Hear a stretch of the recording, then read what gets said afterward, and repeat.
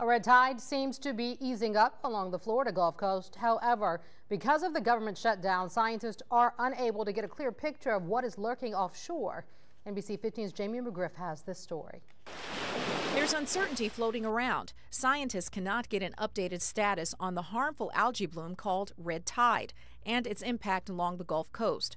Usually, scientists would check satellite imagery to see how big the algae bloom is. Unfortunately, the satellite products normally come from the University of South Florida, their optical oceanography laboratory. They provide these products, but they are unable to access the data from the NOAA website due to the government shutdown. There are environmental concerns with red tide. In April of last year, a dead dolphin washed ashore in Mobile Bay. As you can imagine, it concerned folks living in the area.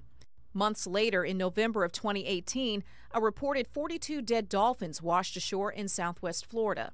A spokesperson with the National Oceanic and Atmospheric Administration says 16 of those 42 dolphins tested positive for red tide.